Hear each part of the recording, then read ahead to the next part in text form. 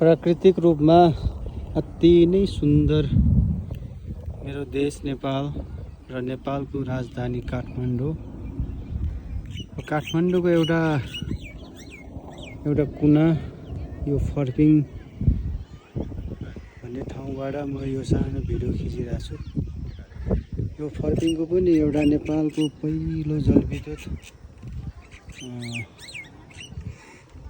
जलविद्युत आयोजना भनौँ न, यो चन्द्रशमशेरले हो कि कसले स्थापना गरेको ठाउँबाट म एउटा भिडियो बनाइरहेको छु।